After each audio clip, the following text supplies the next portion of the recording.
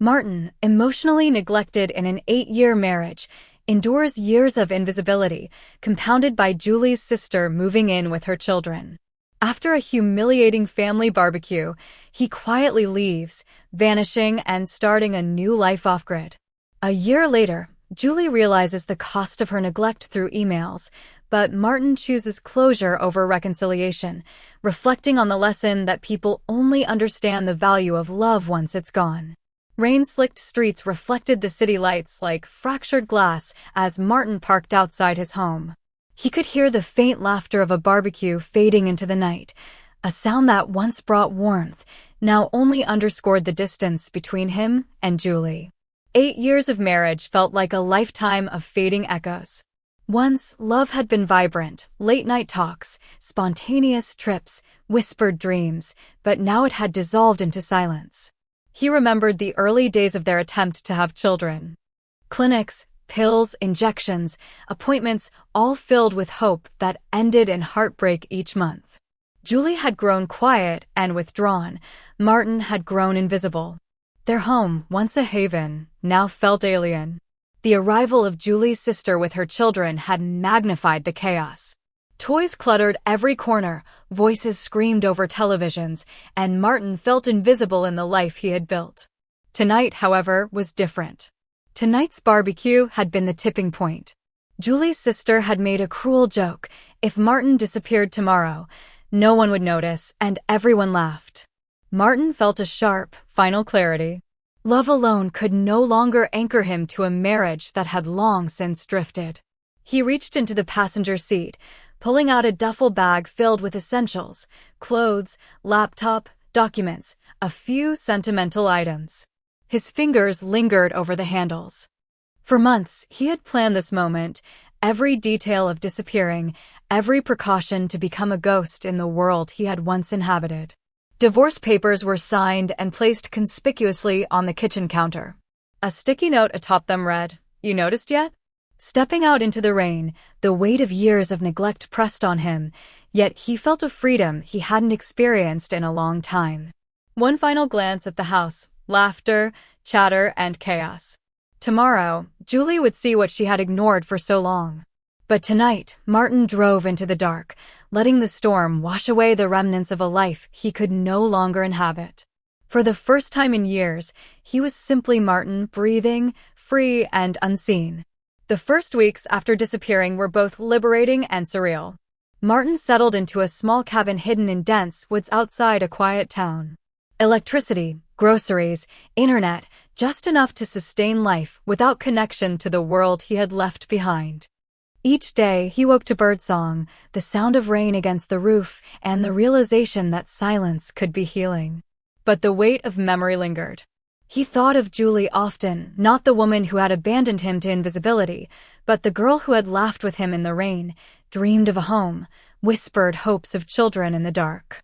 Every message he sent into the digital void was carefully considered, nothing more than work emails, keeping his financial and personal life separate, untangled from the chaos he'd escaped. Julie's absence loomed in his mind as he walked the narrow forest path to town, picking up essentials. He could have checked in, made contact, but pride and self-preservation held him back. He had learned, painfully, that love without respect and mutual effort could never survive.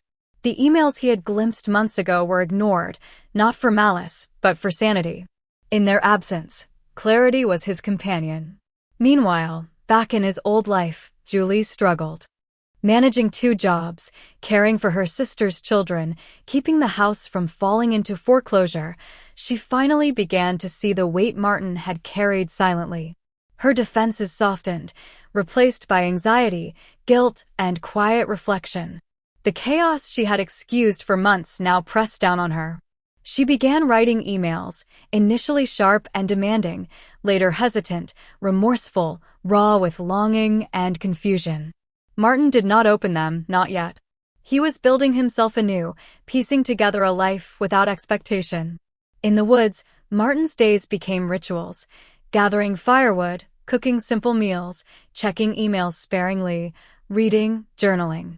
He discovered pleasures in routine, in deliberate simplicity, in living only for himself. The stress and humiliation of years melted into a distant echo. Occasionally, he allowed himself a smile at the freedom, the ability to think without judgment, to sleep without tension pressing against his chest. But solitude also sharpened memory. He recalled the barbecue, the mocking laughter, Julie siding with her sister over him again. Each recollection burned, yet he understood it was necessary. He had needed to leave to survive emotionally. The forest, the cabin, the quiet, they were not just escape, but healing. And within him, a new determination began to take root, not revenge, not reconciliation, but control over his own life. 8 months into his exile, Martin opened an old email account for a forgotten file. What he found instead was a flood of messages from Julie. The earliest were angry, accusing, demanding. She called him selfish, cowardly, heartless, yet underneath, there was confusion, hurt, a shadow of longing. As he scrolled through the months, her tone shifted. She described struggles at home, new responsibilities, the chaos she had ignored. She admitted seeing the household through his eyes, finally understanding the burden he had carried silently. One email cut deeper than the rest. She confessed she hadn't signed the divorce papers. She admitted that she still hoped he would return, not for help, but because she missed him. Martin felt a strange pulse in his chest, a flicker of the man he once loved. Yet the clarity of the life he had built in the woods warned him. This was not the same woman, and the years of neglect could not be erased by longing alone.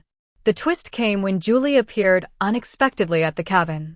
Martin had anticipated emails, letters, maybe even a call, but not her face, wet with rain, eyes wide, trembling.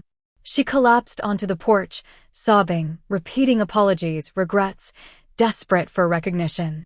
Silence stretched between them, thick and tangible. Martin felt the temptation to speak, to reconcile, but restraint held him. He had lived through enough to know that love without respect could not endure. Julie's presence forced Martin to confront a torrent of emotions: residual love, betrayal, humiliation, and the slow grief of years lost. He observed her, noting the weight in her shoulders, the pleading in her eyes, the sincerity behind her words. Each apology carved a hollow space inside him, reminding him of the countless times he had been invisible, dismissed, mocked, and abandoned. The tension was palpable. They walked through the small clearing in the forest, words stuttering, breaths ragged.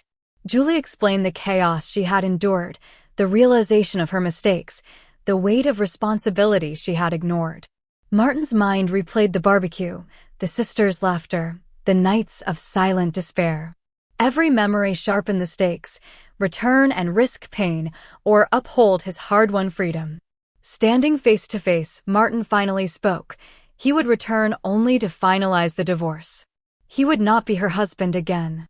Julie's eyes filled with tears, a mix of sorrow and understanding.